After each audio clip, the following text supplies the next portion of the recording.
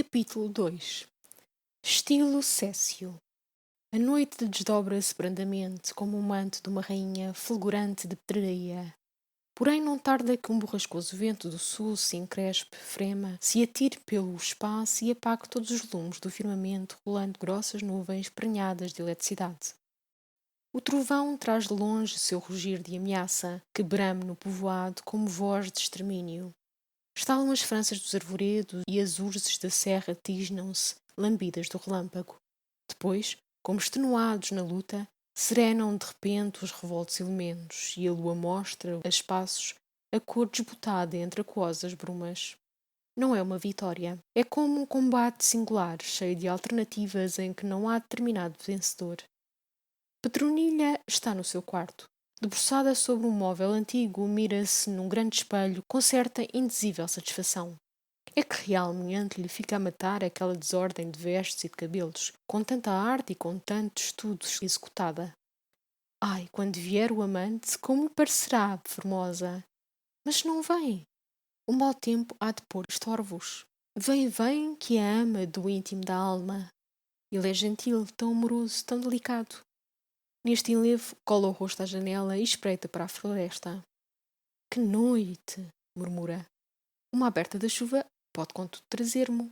Todos dormem, é bem tarde, mas não me deitarei sem a certeza de que não virá. A sombra desliza por entre os troncos dos úmidos carvalhos. Petronilha respira e, torcendo a meio o delicado corpo, apaga a luz de um sopro. Espera com o ouvido à escuta.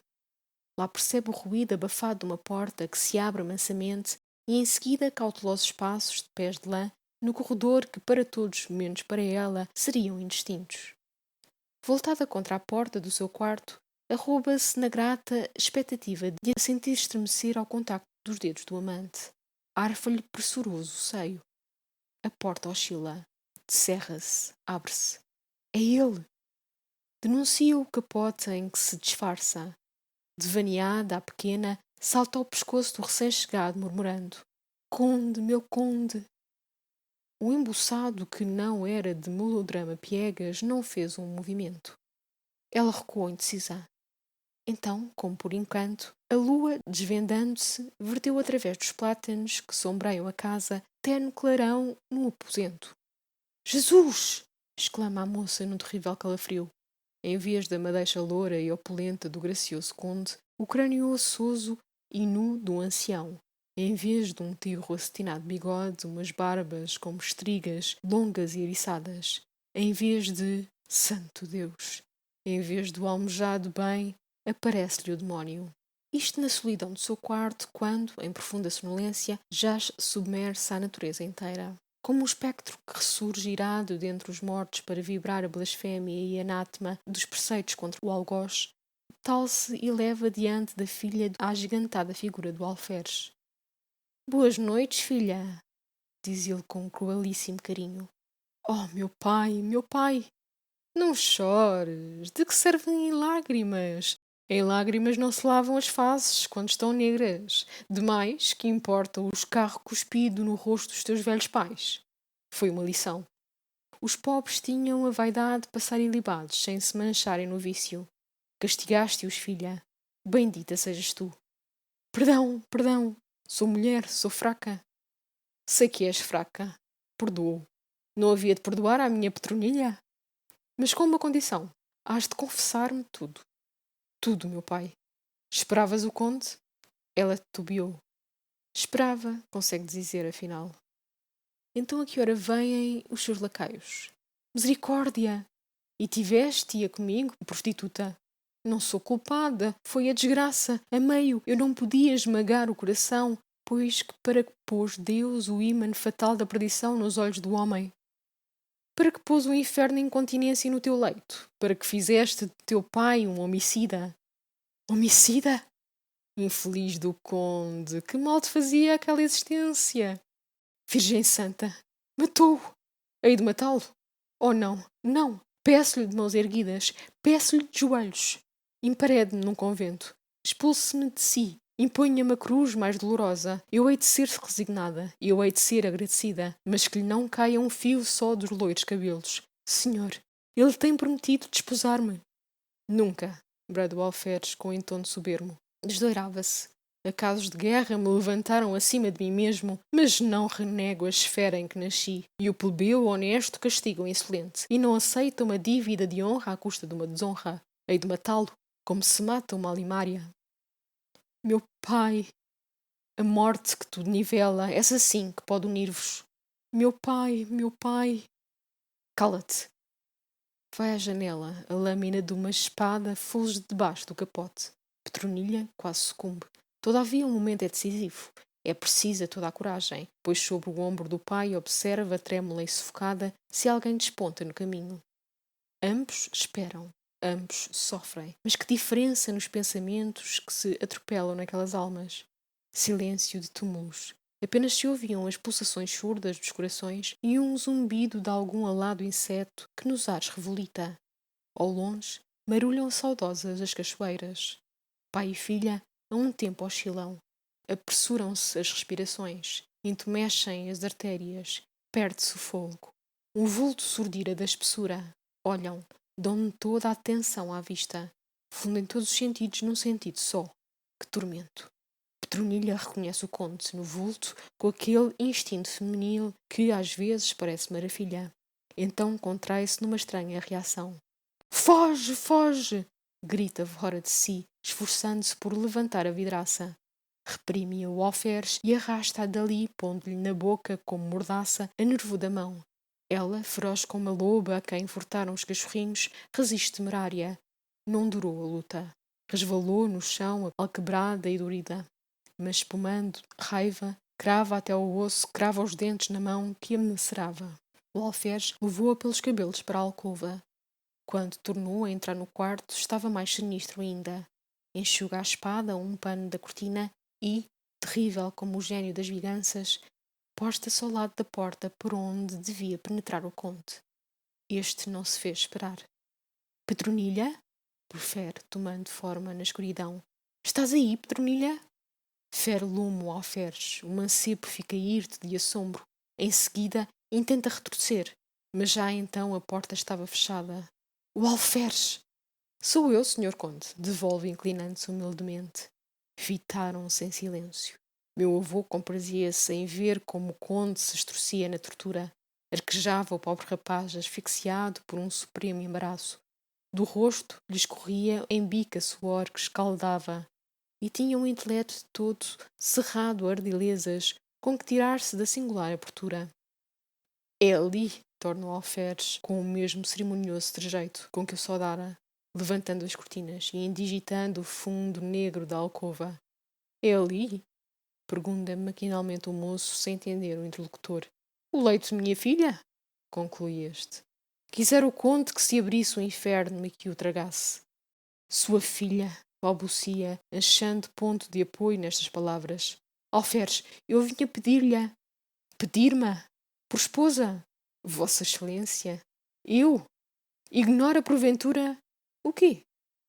Petronilha é uma mulher das ruas, uma perdida. Alferes.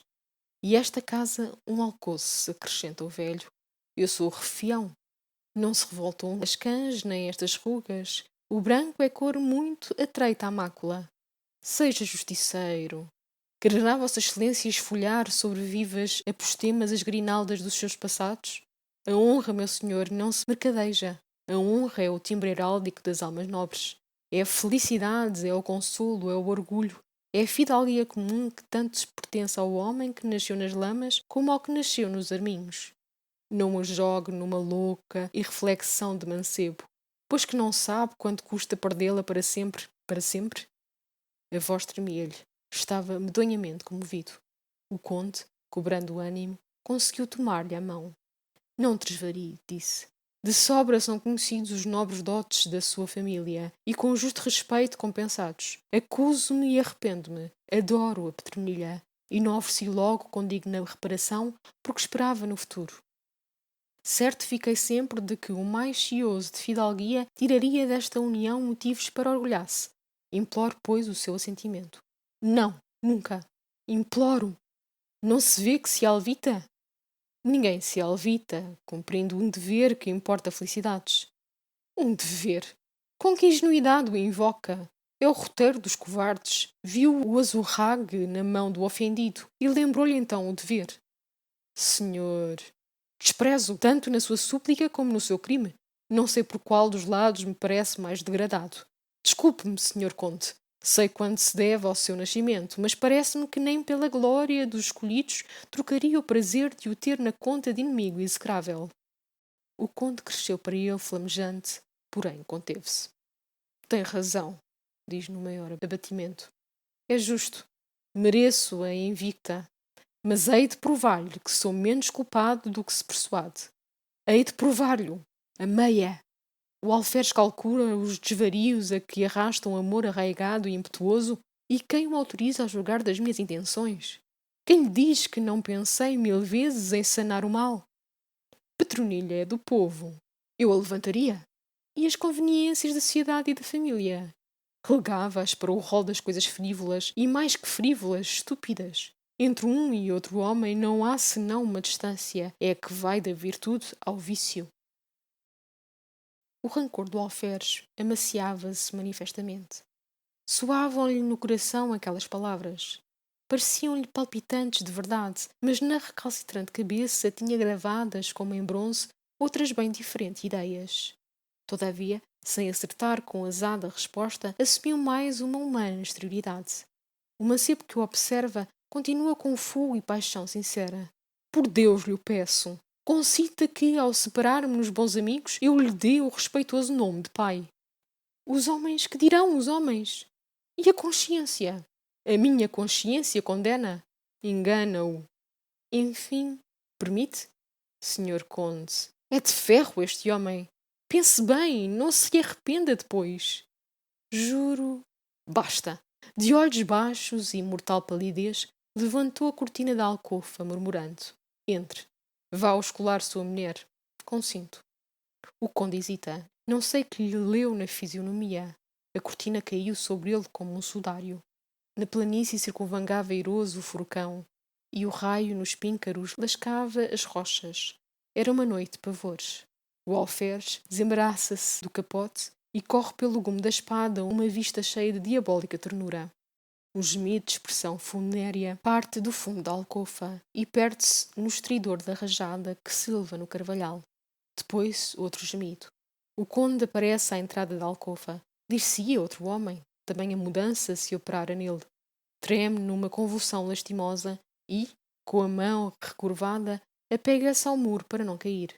Mas perdido o equilíbrio, verga de joelhos, estrocendo os braços sem outro gesto, sem voz para a blasfémia, sem resolução para um esforço extremo.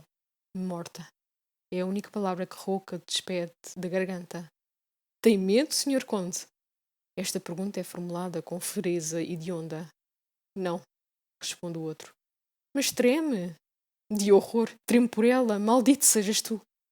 Ofereço-lhe os meus serviços, Sr. Conde. Aceito-os. Terei a ventura de lhe ser útil em alguma coisa? Tens. Em quê, meu senhor? Mata-me. Só? Mata-me. Traz armas? Quebrava-as se as trouxesse.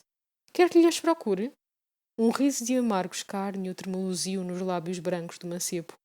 Ergue-se sobranceiro. E querias que me batesse contigo, demónio? Diz com um resto de altivez. Por que não?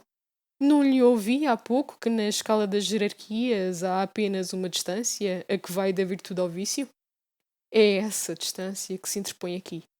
Dou-te as honras de carrasco, e não é pouco, porque injuriu a classe. Antes de ser carrasco, fui juiz. Para imolar tua filha.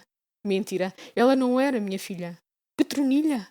Pertencia certamente à estirpe de Vossa Excelência, Sr. Conde, diz com urbanidade não contrafeita porque era infame. Se a renegas, quem te deu o direito? A vergonha, meu senhor. A vergonha. A vergonha de a ter adotado. Sangue meu não se corrompia. Silêncio, não afrontes a santa. Concluamos. Concluamos. Vamos ver como morre um homem de alma. Mas antes, queria fazer-lhe um pedido. Tu? Peço-lhe. O alferes parecia embaraçado. Diz, carniceiro. Peço-lhe que se defenda. A resposta foi um gesto de soberano desprezo.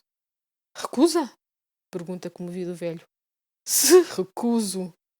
Nesse caso, que a terra lhe seja leve, meu senhor. Ergueu com ambas as mãos à altura da cabeça um mortífero instrumento e, prestes a descarregar o golpe, deixou cair os braços esmorecidos. Não posso, murmura, e apagando a lâmpada, feriu nas trevas, o corpo baqueou.